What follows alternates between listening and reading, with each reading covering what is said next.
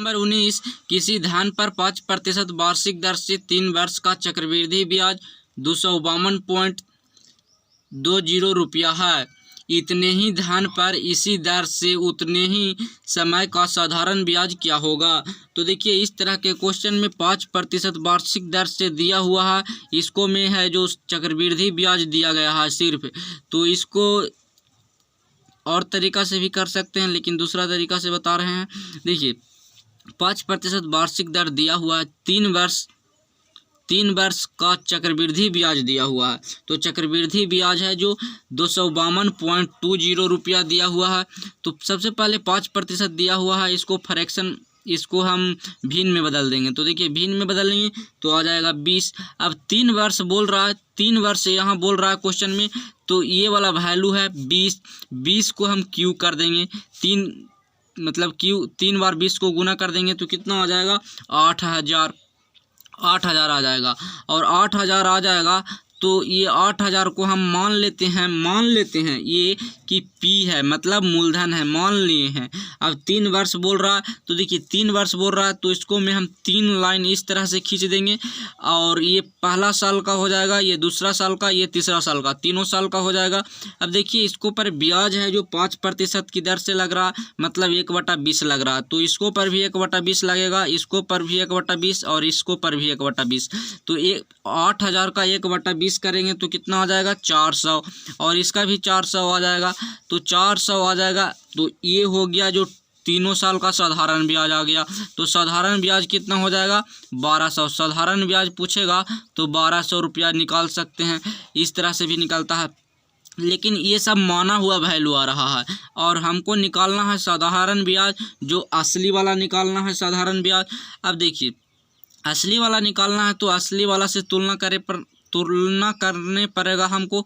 तो इसको में देखिए सबसे पहले चक्रवृद्धि ब्याज निकालने के लिए ब्याज पर ब्याज लगता है, तो देखेंगे इससे पहले कोई नहीं है तो ये ब्याज नहीं लेगा आगे से, इसके पहले ये है तो इससे ये वाला साल, दूसरा साल वाला है जो ब्याज लेगा, तो कितना लेगा 1/20 लेगा। 1/20 कितना हो जाएगा तो 20 हो जाएगा, मतलब इसको पर 20 रुपया ब्याज लग जाएगा इसको पर, और ये वाला से भी ये ब्याज लेगा, ये वाला है जो इसको से ब्याज लेगा, तो कितना हो जाएगा 20 हो जाए, क्योंकि इसको पर भी 1/20 लगेगा।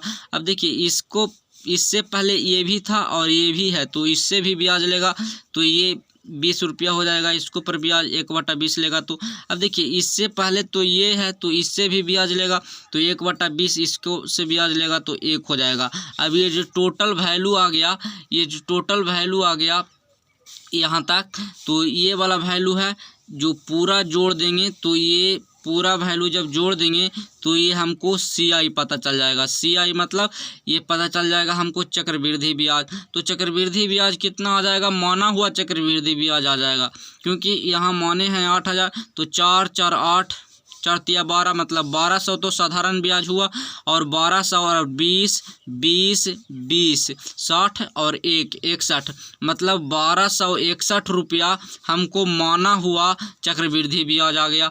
अब देखिए माना हुआ चक्रवृद्धि ब्याज तो हम कह सकते हैं इस प्रकार से, माना हुआ चक्रवृद्धि ब्याज 1261 है, और साधारण ब्याज हमको निकालना है, तो माना हुआ है जो ये है, जो माना हुआ चक्रवृद्धि ब्याज इतना है, और हमको क्वेश्चन में बोल रहा है कि नहीं, हमको चक्रवृद्धि ब्याज है जो 252.20 है, और बोल रहा है क्वेश्चन साधारण ब्याज क्या है। तो देखिए ये तो चक्रवृद्धि ब्याज था, तो चक्रवृद्धि ब्याज हमको इतना आ गया, और क्वेश्चन में बोल रहा है कि ये वाला है, तो हम 1 का वैल्यू निकालेंगे तो कितना आ जाएगा 252.20 बटा 1261।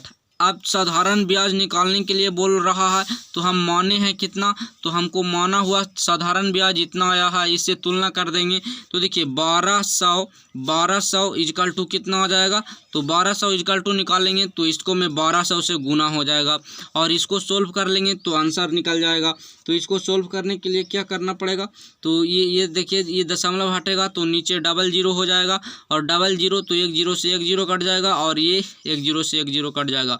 अब ये कट जाएगा इससे 2 से, तो 2 दूना ये 2 से कट गया तो 12 दूना 24, 240, इसका 240 रुपया है जो सही आंसर हो जाएगा। इसका सही आंसर 200 हो जाएगा। तो इसका सही आंसर है जो 240 रुपया है।